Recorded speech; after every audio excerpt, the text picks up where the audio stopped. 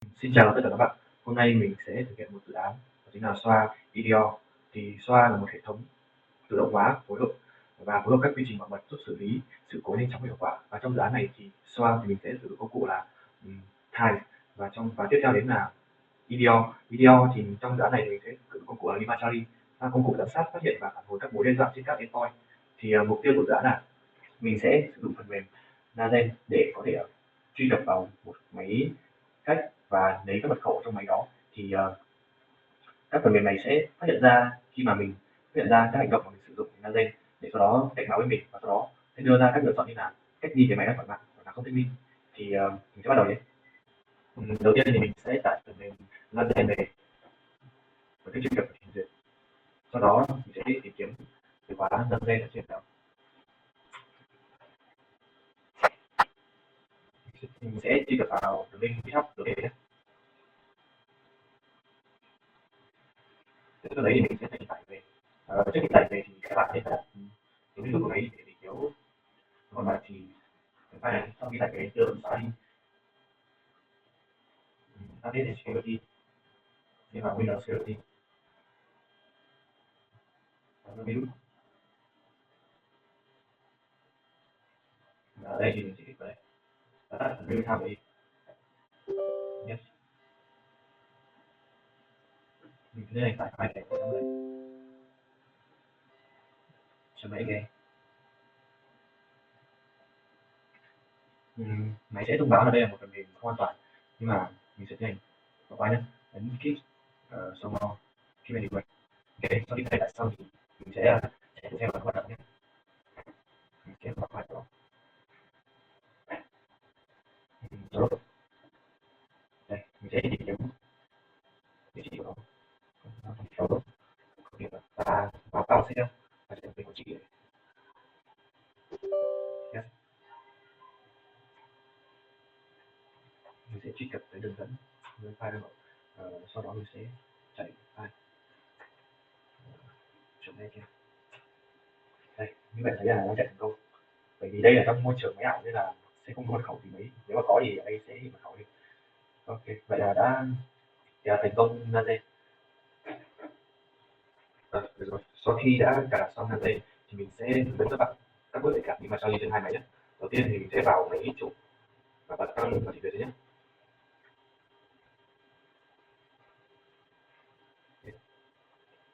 Mình sẽ có được vào Imagery.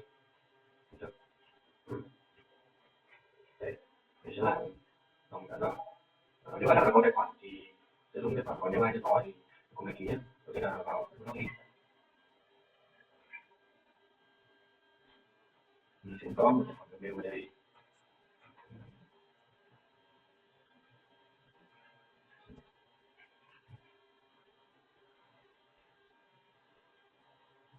Sử dụng bộ.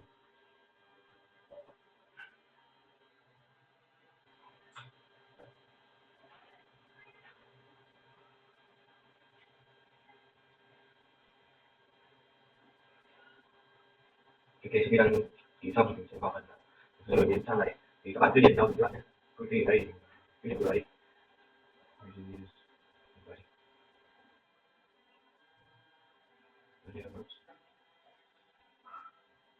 Đây vào đây bạn mình test. Ok, mình sẽ tạo một cái thư mục nhé.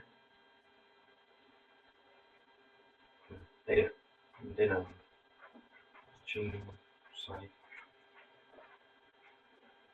Những cây này, đây là để định rồi.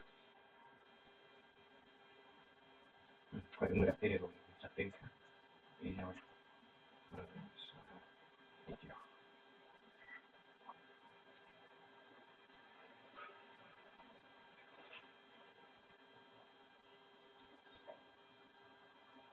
Ok, và mình đã tạo thành công tài khoản. Tiếp theo đến thì mình sẽ tiếp theo thì mình sẽ ở phần installation key, tức là cả trong máy khách nhé.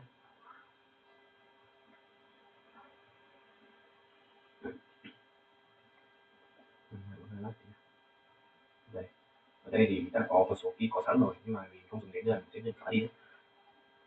Không xóa đây cũng được, mình sẽ nên xóa đi. Ok, giờ mình sẽ tạo một key mới, đặt tên là bây giờ đi trong xoa video tắt thì đây điện mà không điện thôi, mình free. Ok, sau khi đã tạo thành công một cái key mới thì mình sẽ kéo dưới. Ở đây thì người ta có đơn giản trên cái khách thì các bạn sẽ để cho bạn mình lại thì ở đây mình có cái thông tư mình sẽ kết hợp phải vào ấn copy link khi copy link xong thì mình sẽ vào cái khách và mình vào trình duyệt và mình copy link như này và mình sẽ load lại xuống cái mình cả trên cái khách. Cái này sau khi đã tải xuống xong phần mềm rồi thì mình sẽ tiến hành cái mình sẽ tiến hành gạt trên mấy khách, mình sẽ vào PowerShell và chạy bằng quyền admin đấy. Và để cho dễ tìm kiếm hơn thì mình sẽ copy link của nó. Copy. Đây là đường dẫn đến nơi file đang chứa đang ở. Ok. CTT cái kia. Ok, mình đã vào vị trí đang ở. Mình sẽ ấn và cái ấn vào sẽ ấn tab. Hiện ra là một kiểu nó theo như hướng dẫn thì đấy mình sẽ đặt tên cái file của về cho nó chủ đi và thì khi mà bạn vừa tạo ra thì khi vừa tạo ra thì nó sẽ chủ key thì copy key này và cái tên file của bạn về nó hướng dẫn chủ đi và copy cái key lấy vào enter. Ok, file này đúng và đây là phải có thì quay lại cái kia.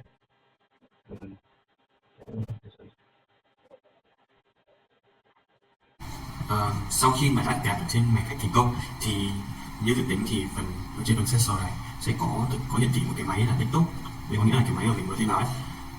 Thì bạn kích vào đây, trong này thì sẽ chứa tất cả các thông tin chi tiết của máy khách mình vừa gạt như là hostname này, hệ điều hành này, địa chỉ IP này, chính mạng outlet này và nhiều thứ khác nữa. Và nếu quay lại máy bên đầu khách đây thì mình có thể tra dịch vụ service, kích vào lên vận chuyển đây thì nên Massage đang hoạt động auto và mình có thể xác định là phần mềm này đã được càng thành công. Mình sẽ quay lại máy chủ. Ở đây thì ở bên phải này thì sẽ có nhiều lựa chọn khác như là analytics, artifact này hoặc thậm chí là detection.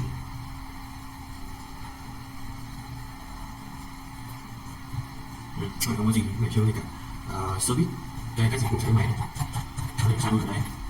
Và trong phần này thì mình sẽ chủ yếu tập trung vào một timeline đó. Và đây là các hoạt động mà bạn đã sử dụng ở trên máy khách rất là nhiều. Bây giờ mình sẽ quay lại máy Windows 10 và thử chạy Lima Charlie nhé. Mình chạy bằng PowerShell.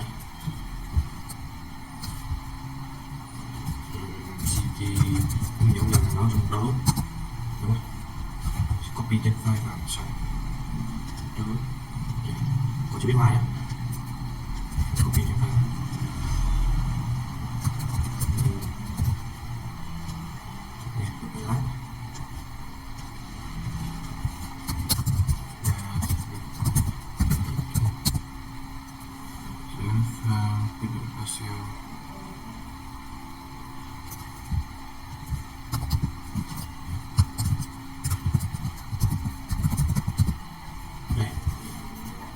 Bởi vì là mình đang chạy phần mềm này ở trên máy ảo nên là sẽ không mật khẩu nào tìm ra nhé. Mà nếu trong môi trường thật thì ở đây sẽ hiện ra mật khẩu, và đây thì sẽ là không mật khẩu hiện ra. Bởi vì mình có tiến trình chạy laser rồi nên mình quay máy này mình sẽ tìm kiếm một nút để cho nó cập nhật tí thứ nhé.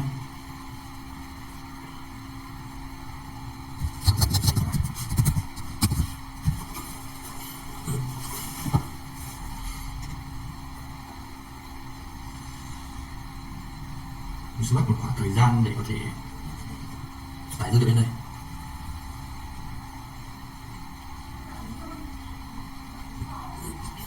Mình sẽ trang được.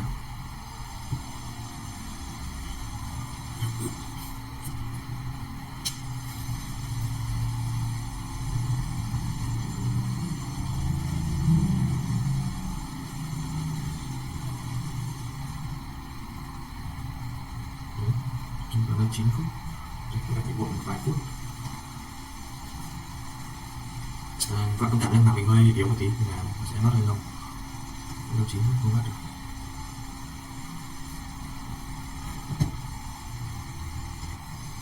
À đây, như các bạn có thể thấy thì các tiến trình mà khi mình sử dụng laser thì nó hiện ở đây rồi.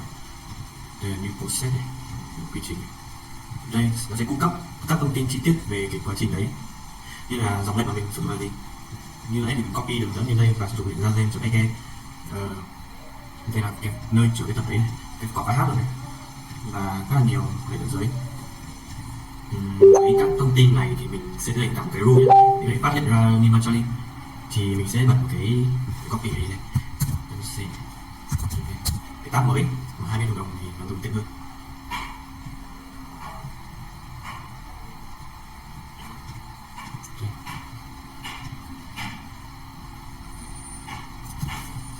Cái này nó desktop, còn cái này mình sẽ vào phần automation và DNA rule nhé.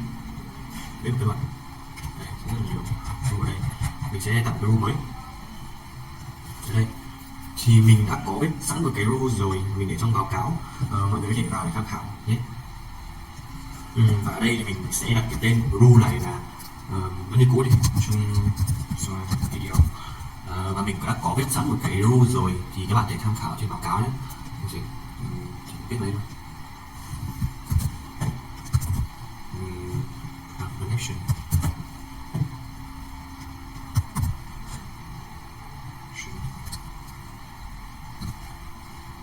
Ok, thì với cái rule này thì nó sẽ theo dõi các cái sự kiện mới tạo.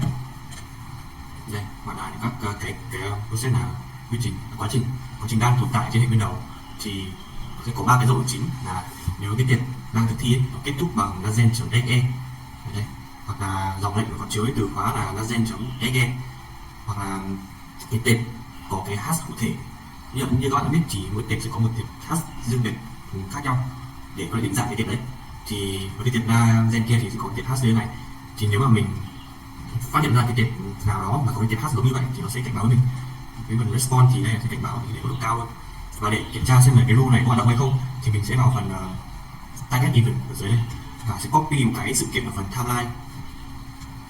Đây, timeline này, và chạy thử xem là nó có hoạt động không nhé.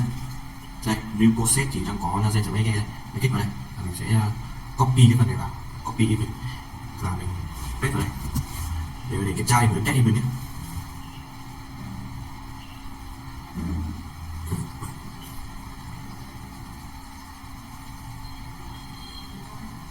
Đây, như các bạn đã thấy thì luật đã thành công rồi, hiển màu xanh hoàn toàn luôn. Còn nếu mà sai cái rule ấy thì các bạn thấy, ví dụ như mình lấy một quá trình của CMD đi, mình sẽ copy cái rule các bạn, mình quay lại đây, vì chạy CMD nó khác với cả phần kia nên là nó không thể hoạt động đấy. Đây là chạy quá trình đây, okay. Như bạn thấy nó đỏ lên đây luôn, như vậy là ở đây đã fail. Ok, vào đây thành công nhé, mình sẽ tiến hành thoát ra. Ok, và để test xem là cái rule đấy có hoạt động chính xác hay không thì mình sẽ vào phần detection này, đúng rồi, detection, phát hiện ra.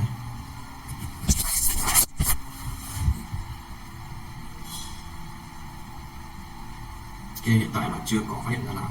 Mình sẽ tiến hành vào Win G10 đi. Và mình sẽ chạy lại cái tệp laser này lần nữa. Ok, vẫn còn không có khẩu nhé. Quay đây, mình sẽ mất trang vì bạn người với bạn tải khá lâu. Cho bạn nó chưa lên, mình sẽ trang đến cái nào được thôi nhé.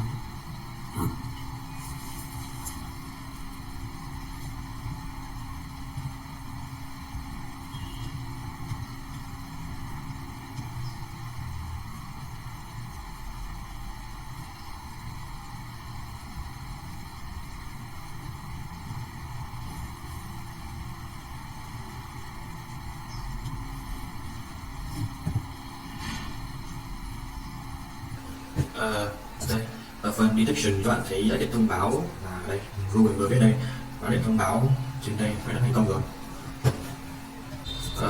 Okay, sau khi đã tạo rule thành công để phát hiện ra laser thì mình sẽ tiến hành vào tiles để có thể tạo được playbook nhé. Mình sẽ tìm kiếm từ khóa tiles trên trình duyệt và kích vào cái đường link này luôn nhé. đây mình đã vào rồi. Và nếu ai có tài khoản thì nếu ai chưa tài khoản thì đăng ký nhé, nên mình tiến hành đăng ký. Xem.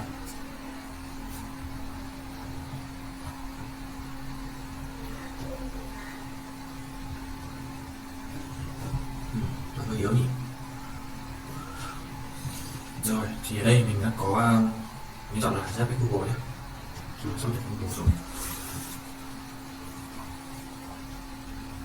Đây, chân đây. Mình tiếp tục.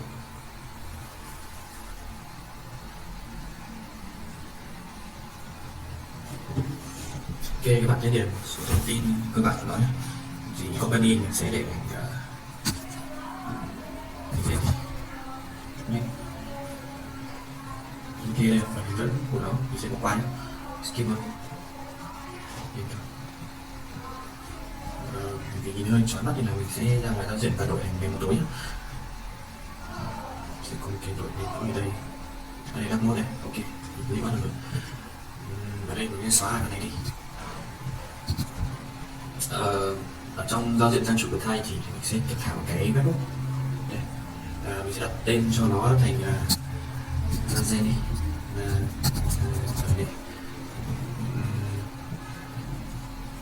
Mình sẽ copy cái phần webbook URL này vào trong Remartali để chúng liên kết với nhau. Thì ở đây mình sẽ vào phần output.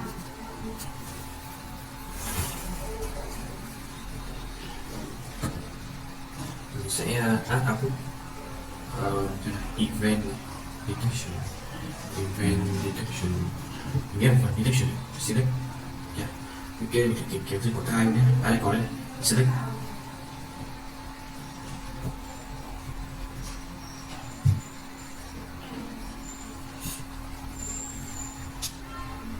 Ok, tên ở đây thì nghĩa sẽ để tên là Trung. Ở đây mình sẽ kết cái link đấy, save.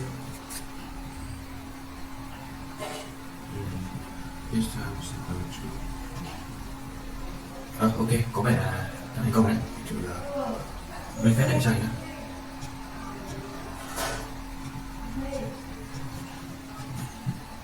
Refresh. Có vẻ không được, cho nên chúng ta làm một sự kiện này. Đây là trang sự kiện được. Số mấy cái ok. Mình sẽ quay lại trang Thai refresh. Đây rồi, vậy thành công nhé. Ok,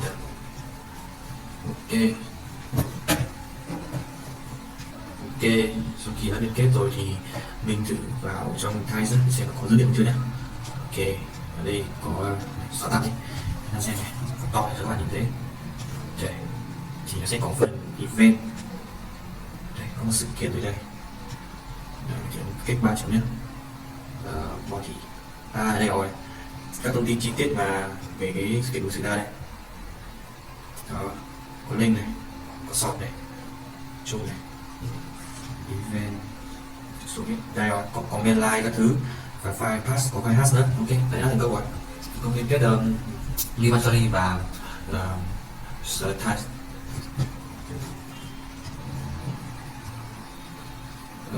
Ok, bây giờ mình muốn là khi mà nó phát hiện ra cái báo mình ấy, thì nó sẽ gửi cho mình cái mail.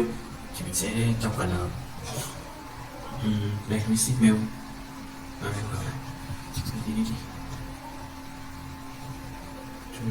Đây send mail, thì mình có send mail. Mình xóa này, không xóa được, thì mình sẽ bị lỗi. Engine not found, có nó xóa rồi nhưng mà do phạm mình yếu, chưa xóa được. Đây rồi, vậy như mong muốn ban đầu thì mình muốn là khi mà nó phát hiện ra thì nó sẽ gửi cho mình cái mail cảnh báo, thì mình sẽ chọn send mail và kéo thả ở đây. Mình sẽ nối từ cái webbook này vào phần send mail. Ok. Mình tên, gửi bên tên. Đây là receive, đây là các địa chỉ email mà nó sẽ nhận được cái cảnh báo đấy. Thì mình đặt vào thành cái mail khác để dễ kiểm tra nhé. Ok. Chỗ này cũng thế, chỗ này mình cũng sẽ thành đúng không? Ok, send name thì mình sẽ để Trung Đức cũng được. Subject thì mình sẽ để alert. Ok, body thì tạm ghi body ở đây thì mình sẽ ghi là đã rồi, sorry chị. mail. Ok, mình sẽ ấn vào cái event này. Test. Test. Ok, vậy có sự kiện xảy ra rồi. Ở đây thì kiểm tra về sự kiện các event.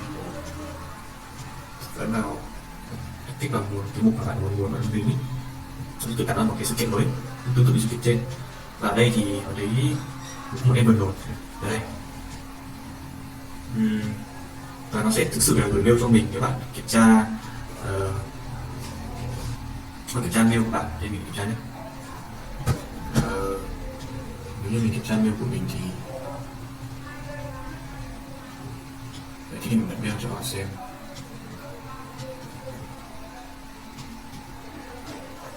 Ok, nó thực sự đã gửi cho mình cái mail từ như vậy đấy. Thì đây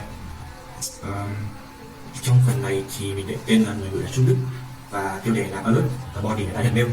Thì sau khi mình bật lên thì đã có cái tin ở đây. Đây, đã nhận mail. Ok. Ok, sau khi đã có thông báo thì mình muốn hiện cái bảng, gọi là cái bảng lựa chọn đi, thì muốn ví dụ như là một phần mềm độc hại nó xâm nhập vào máy của mình, thì mình nghĩ là việc đầu tiên là lên cách ly cái máy lên ra khỏi mạng. Thì mình muốn một cái bảng thông báo nó sẽ gửi đến cho mình bằng cách là người ta hỏi mình có cách ly ra khỏi cái máy ra khỏi mạng không. Nếu mà không thì không thể ra cả mình không ạ. Còn nếu mà có thì nó sẽ truy cập vào Limachaly, tự động truy cập Limachaly và cách ly cái máy cách ly được ra khỏi mạng, không thể có mạng nữa. Thì ở đây thì mình sẽ sử dụng send mail để kết thúc ai force. Ở đây thì có đây là tool này, đây tool của cái page, yeah, đúng không? Thì đây là cái page, mình có thể nối từ cái Facebook vào cái page này, và sau đó mình sẽ chỉnh sửa cái page, yeah, chỉnh sửa chân đầu này, ok. Vậy là mình đã vào cái page này rồi. Giờ mình sẽ đây đi, và có muốn đi là kiểm cáo là ok. Bên dưới này thì mình sẽ sửa thành là bạn có muốn cách ly máy hay không, chúng này. Ok, thì để xem là mình có những option gì. Và ở bên phải thì mình sẽ có biết lựa chọn có hay không không nhỉ? Đấy, có Google này, mình để ở đây cho thẳng. Yeah, search Google thì chỉ cách ly.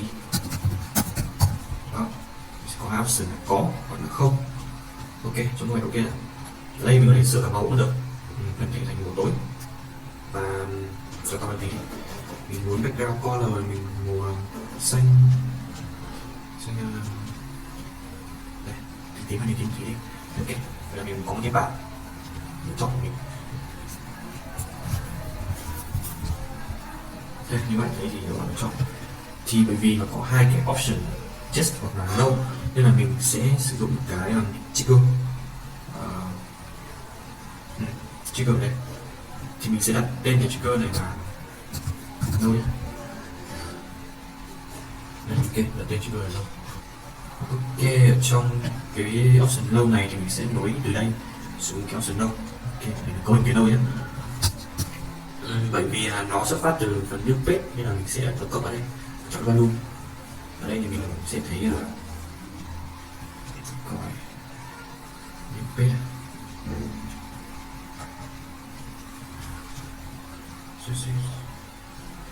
Ok,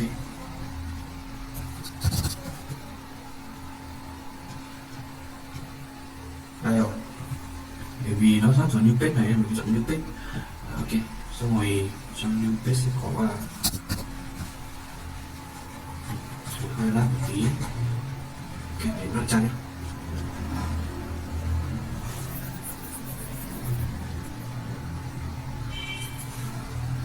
Ok, cái này value new page chấm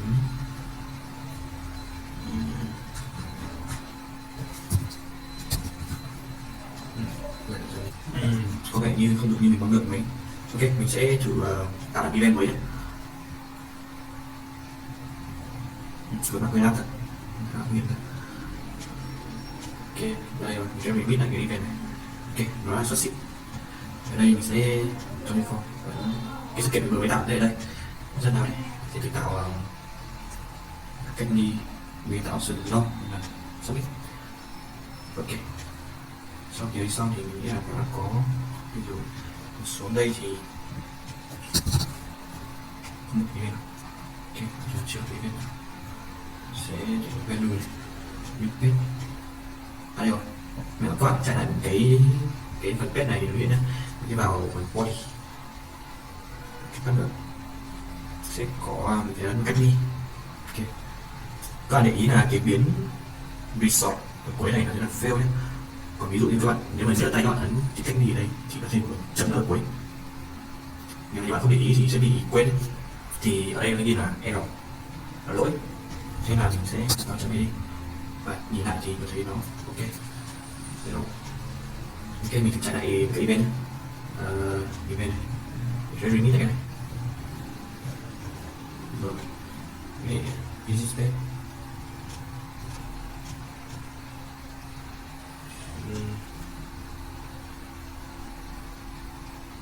có vẻ đây là cái trang này, giống cái trang này mình vừa mới tạo ra rồi, thế mình phải như đây, mình như đây.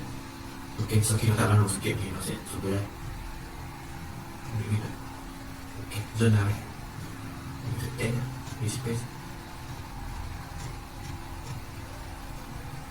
rồi lát thì ở đây rồi, đây cái sự kiện mình vừa mới tạo ra, mình sẽ đâu submit. Ok, vậy là cho nên mình nghĩ là dưới đây sẽ có cái sự kiện thực ra của mình vừa lâu xong. Đấy, biết ở đây mình kiểu fail nữa. Ok, fails. Ok, bạn có mình page của cách đi bằng từ chối. Ok, vậy từ chối cái này đi. Đây rồi, không sẽ ra thì bên đây sẽ ra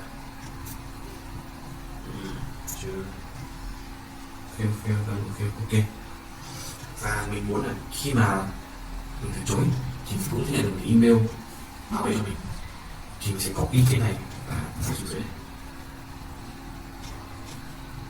Nói ok, mình sẽ nối cái phần nâu này vào cho CD email này và mình sẽ sửa lại tiêu đề của nó là địa chỉ này, trên nước subject và nước nó thông báo từ chung kênh đi. Ok, vậy là đây là khi mà mình nhận được cái cảnh báo thì nó sẽ gửi cho mình một cái email về để cảnh báo mình, và sau đó mình ấn vào no thì nó cũng sẽ gửi cho mình một cái thông báo là bạn đã từ chối cái đi. Ok, đầu ra nhé, nhưng mà event really theo như kịch bản thì nghe nó sẽ gửi cái máy mình bật được mail này mail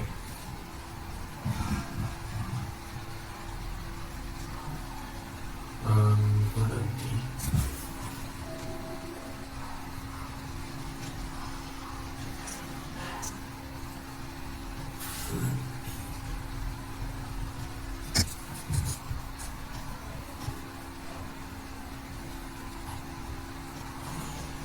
đây như bạn thấy thì mình đã gửi khá là nhiều, không phút trước. Ok, sau đây thì mình sẽ cái này bạn thử đâu và xem có đâu và xem có gửi cảnh báo là ra từ chối nhé. Phút chưa nhìn cả ok, ấn no và submit. Ok, sau khi mình ấn no rồi thì theo như kế hoạch thì nó sẽ gửi cho mình cái mail về máy để bạn trả. Đây rồi, mình đã tùy số cách đi và nó gửi cho mình một cái mail về. Đúng rồi. Sau khi đã có option là no thì mình nghĩ là nên có option yes. Mình sẽ copy vào đâu này và email đây sẽ đổi tên nó thành là yes, và đây biến fail thành true rồi, kéo một cái này xuống dưới này. Ok, bởi vì theo như cái dự tính ban đầu thì nếu mà yes thì nó sẽ truy cập vào Viva Charlie để cách ly cái máy đấy ra khỏi mạng. Thì ở đây thì mình sẽ vào template và tìm nhưng mà đây đâu kéo thả đây. Và mình sẽ chọn cái cách đi này. Thì nếu mà mình muốn cách đi một cái máy thì mình phải biết chính xác là cái máy nào, đúng không? Bởi vì nếu mà có cách nào đấy thì mình phải biết chính xác là cái đấy là máy nào. Thì mình sẽ dùng là cái mã định danh cảm biến của cái máy đấy, nó gọi là sensor ID. Thì mình sẽ kích vào cái template này, nó có cái chọn và mình sẽ có là sensor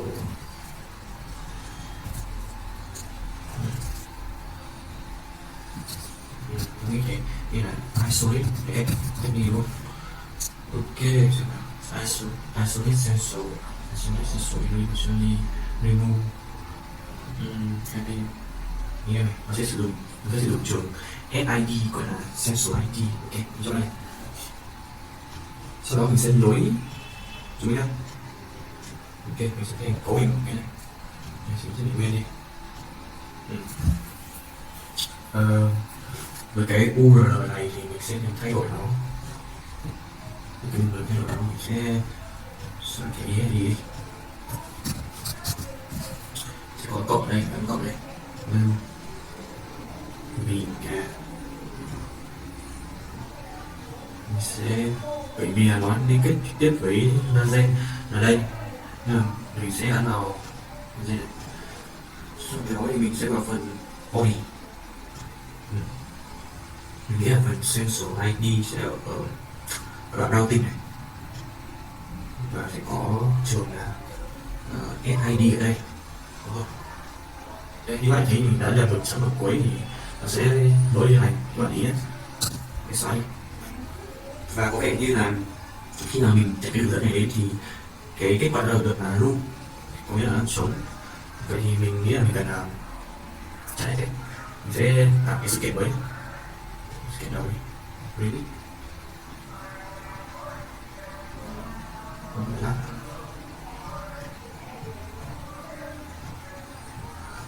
Không nghĩ được. Mình sẽ đặt thêm ở đây.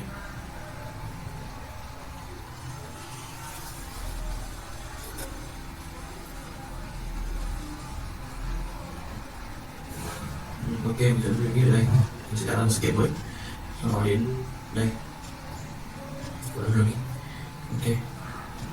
Ở đây mình ghép chưa có, nghĩa là sẽ dẫn cái space ở đây rất là ok. Nhấn là just để tạo sự kiện này. Ok, thank you rồi. Đây, có vẻ như nó đã có sự kiện ở unit đây. Đây, mình sẽ remix đây. Vậy thì theo như ban đầu thì chỗ này sẽ không còn trống nữa. Mình xoay đây.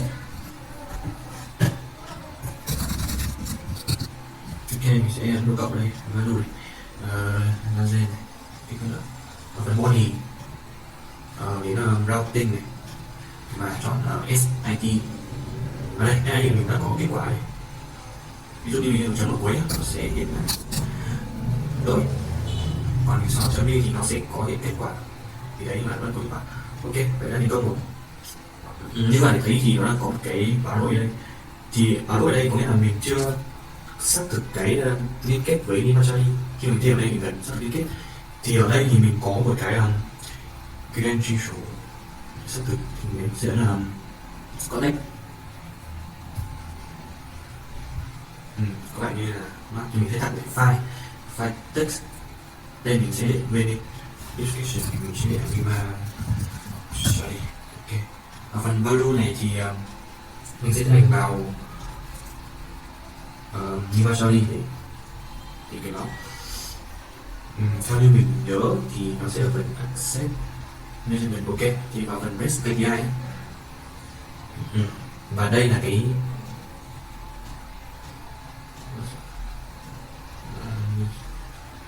mã người theo mình cần, mình sẽ bắt trang để copy cái.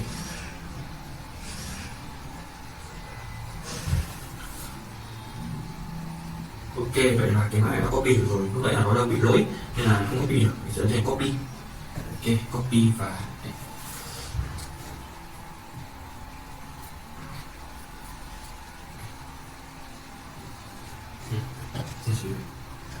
làm quen thì mình sẽ vào đây, mình sẽ paste cái khóa đấy vào đây, cái mã này. Ok, cái phần dưới thì ở đây là sẽ cần tên miền, thì mình muốn là nó sẽ chấp nhận với một tên miền như là sao chấm ok chấm iod get set. Ok, vậy là set. Ok, vậy thì mình sẽ thử một cái rồi nhé. Nếu mà thành công thì cái máy Windows này sẽ bị chặn mạng. Ok, mình đi vào kiểu cái đi đấy. Ok, xác thực là nó có mạng. Sau khi mình tạo lại event nhé, remit. Ok, biết chưa? Just là ok. Remit nó sẽ gửi mail mình này, và ở đây mình sẽ ấn lại event này, remit này, và đây các bạn đã thấy thì nó đã thành công, thì ấn thành công chưa? Ok, nó sẽ log event của nó, mình sẽ đó, yeah. Ở đây có mã 200 có nghĩa là thành công. Đây mình thử thế nhé, mình sẽ ấn vào đây, ấn edit paste. Đây. Vậy thì lúc nãy mình đã tạo option là cách ly, mình yes và submit. Ok, vậy là cách ly thành công. Nếu như cái ban đầu thì nếu mà mình cách ly thì nó sẽ máy Win 10 sẽ mất mạng. Mình sẽ thử vào lại mạng máy Win này. Mình sẽ yes, vậy là nó được chặn mạng. Câu nữa đấy, sau khi đã bị chặn mạng rồi thì mình có thể vào lại cái xem mình vào đây và mình xem là máy của mình không bị chặn vào sensor này.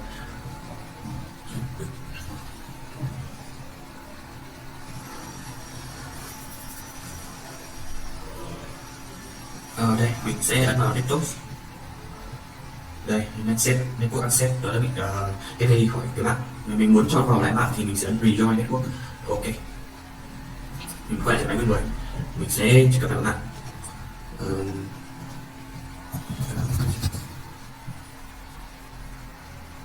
Có vẻ là nó chưa cập nhật lên, mình sẽ lại sang nhé.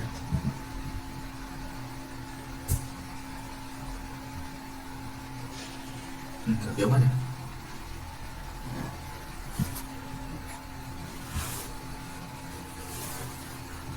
Đây, vẫn bị khóa, thật ra không cập nhật được vì mạng mình hơi yếu. Nên thì dọn network này. Ok, rejoining sensor to the network.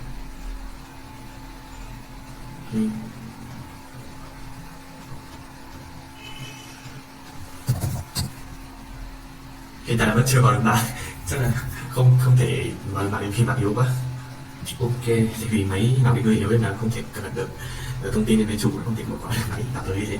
Ok, sau khi mà đã cách ly thành công thì mình muốn gửi một cái tin nhắn về để thông báo cho mình biết là đã cách ly thành công, thì mình copy phần cái nào đấy. Ok, mình sẽ chỉ sửa phần này là đã cách ly. Ok, cái này rồi mình cũng muốn là biết được cái trạng thái của cái máy kia là đã cách ly hay chưa, thì mình có thể vào phần đây mình đi vào đi, đây mình kéo thái đây. Vậy không biết là ở đây có phần nào liên quan đến thông báo trạng thái này. Đây status, đây thông báo trạng thái cách ly, mình sẽ chọn đây. Ok, thì mình vẫn sẽ chỉnh kết nối hai này với nhau. Thì ở đây mình cũng chỉ sửa giống phần trên thôi, select sensor thì mình sẽ sửa phần này đi, xóa phần này. Ok, ở đây có một cộng cái này value lazen cho nó body, đây là phần routing và mình sẽ chọn phần SID. Ok, ở đây là có resort là thành công rồi. Ok, với phần này thì mình ok, thì mình sẽ tiến hành nối cái này với cái này. Ở đây thì thay vì đi là cách ly thì mình sẽ trên một cái